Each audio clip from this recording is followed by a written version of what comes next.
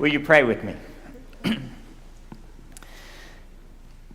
God of grace, as we hear this story from a people long past, and yet a story that continues to live, give us eyes that are opened and ears that are listening so that we too might be part of this amazing story. Amen. There's a story in the book of Genesis. It's not the one that Adeline read for us. It's much earlier in the book of Genesis. That's a very odd little story. Because the narrator begins the story by saying, this is how the Lord visited Abraham a second time. And yet the story begins with Abraham sitting in the flap of his tent looking out, and he sees three men walking toward him. And he runs to greet them and invites them to come sit in the shade and offers a little food, water for their feet so they can wash their feet and be rested and refreshed. And he runs and he asks Sarah to cook up some bread real quickly for these guests. And he runs out to his shepherd and grabs one of the sheep and says to his shepherd, dress this thing and cook it so we can offer them some food. And then he feeds these strangers. Now, none of that is the odd part of the story. That's precisely what one would expect from someone like Abraham with his means in that time, in that climate, where in the heat of the day it's surely very uncomfortable, and where hospitality is a very, very high virtue. So none of that's the odd part. The odd part is this. The three men that come walking toward Abraham and whom he welcomes in, one moment, they're three men. Later in the story, it looks like one of them is the Lord and two men. And even later in the story, this is a story that bleeds into the story of Sodom and Gomorrah. One of them's the Lord, two of them are angels. And then later in the story, one of them's the Lord, he's gone. Two of them are men, and they're still there.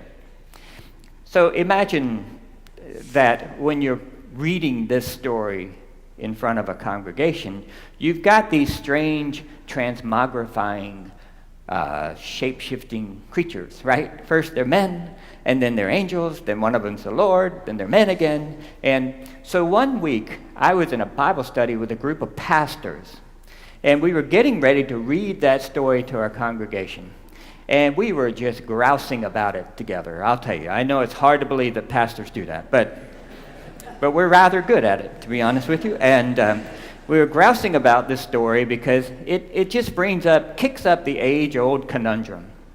You know, there are explanations for why the story kind of has these strange shape-shifting, morphing creatures in them. They're all historical. You have to go around behind the text and kind of see what happened in the oral tradition when the story took on different forms, and later it was all edited together in a written form. But really, do you want to talk about that in your sermon? I mean, that's boring, right? And you know, in seminary, we were taught two things. Number one, learn this stuff. And number two, don't talk about it during a sermon, right? Because it's interesting and it's explanatory, but you don't want to get up and mansplain the scriptures for a sermon, right? So we're in this group of pastors. We're all kind of complaining about these shape-shifting morphers in the story, and you know, asking, do you just let people stay puzzled? Do you explain it? And one person in the group, it was a woman who didn't always say a whole lot. She was great at taking copious notes, but she didn't always contribute. She said, you know what I hate about this story? And we were all a little taken aback that she actually had an opinion. And we said, pray tell. Well, what do you hate about this story? She says, in this story, Abraham runs to Sarah and says, bake some bread.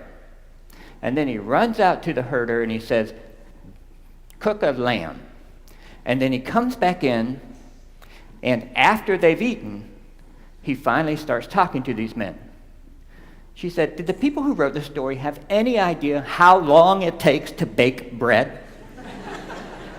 I mean, you have you have to take the leaven, right, and make sure that it's alive. You have to prove the leaven, and then you have to mix it with the flour, and then you have to mix the flour with the water. And I don't know about you, but anytime we do this, we always have to add a little more water, then it's too wet, then we have to add a little more flour, and then you have to mix it together. And once you've mixed it, then you have to beat the tar out of it, called kneading. It's very therapeutic. I recommend a lot of you to do that this weekend.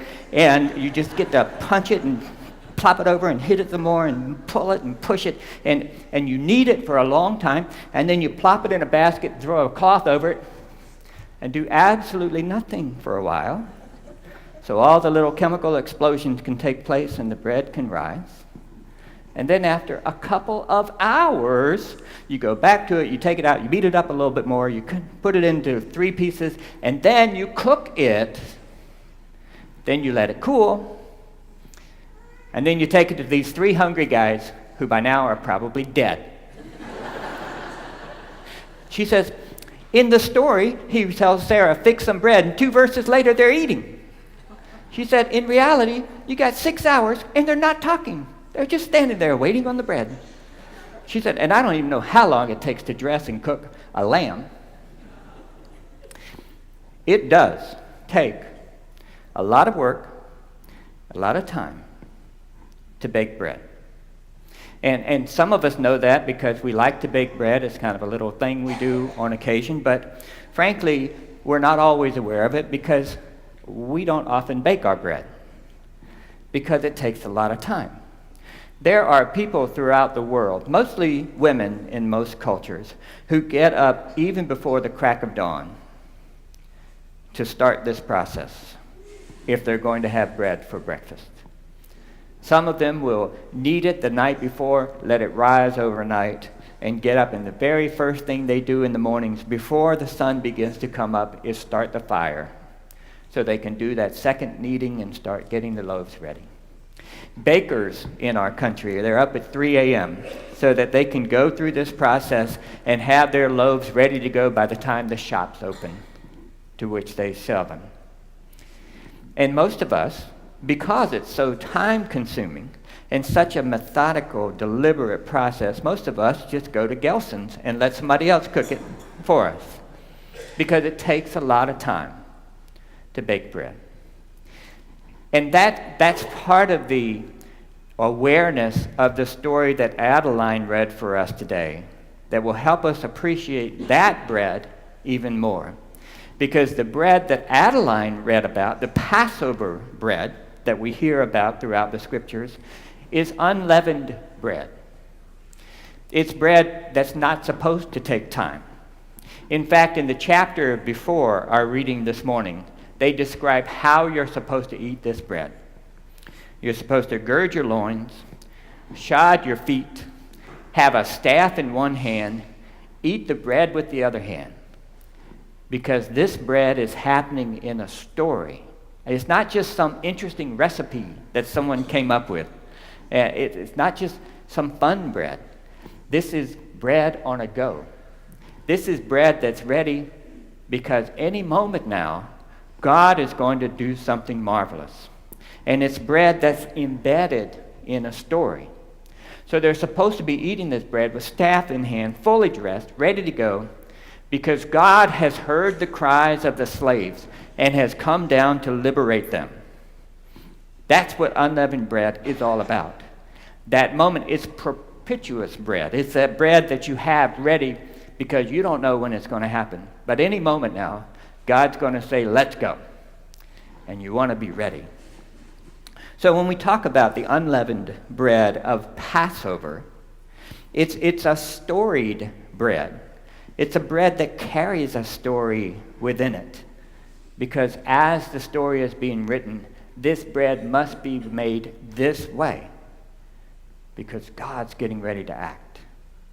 And whenever we break that unleavened bread, it reminds us to be ready for the God who responds to the cries of the poor. And at the same time, the bread itself tells a story.